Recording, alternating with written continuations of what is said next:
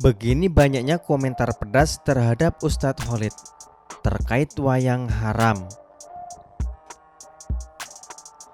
Ustadz Khalid Basalamah beberapa hari ini dicibir publik usai menyebut bahwa wayang itu haram dan lebih baik dimusnahkan. Pernyataan Basalamah menjawab pertanyaan jamaahnya. Tanpa mengurangi hormat terhadap tradisi dan budaya, kita harus tahu bahwa kita muslim dan dipandu agama. Harusnya Islam dijadikan tradisi dan budaya, jangan budaya diislamkan. Susah. Budaya ini repot karena budaya banyak sekali.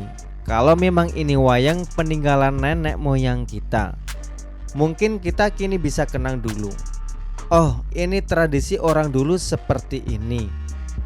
Tapi kan bukan berarti itu harus dilakukan sementara dalam Islam dilarang. Harusnya kita tinggalkan, katanya. Khalid juga mengusulkan, siapapun yang memiliki wayang lebih baik dimusnahkan. Ya taubat nasuha.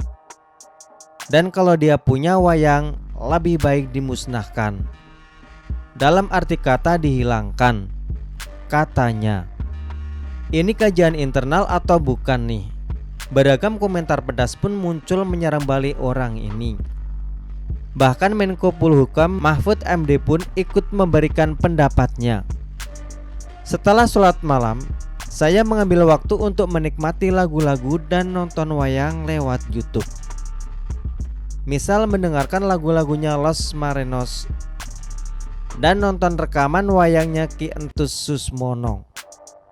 Apakah tidak mengaji Al-Quran? Ya juga.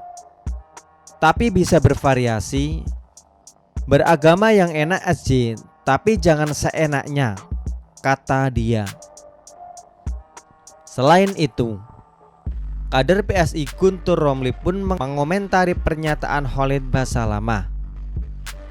Hanya orang gila yang haramkan wayang, katanya lewat akun Twitter. Tokoh PSI lain, Husni Shahab pun memberikan tanggapan atas pernyataan itu.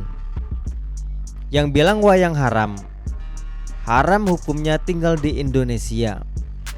Dikit-dikit diharamkan.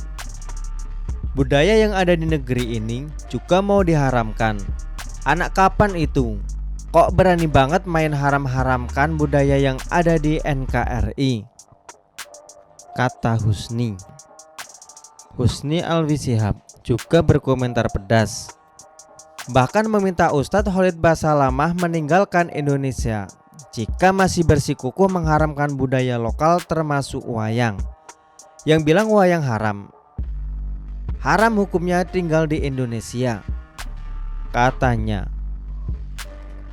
Kalau yang model begini dibiarkan terus, mungkin cepat atau lambat budaya Indonesia yang kaya dan beragam akan musnah selamanya dari dunia ini.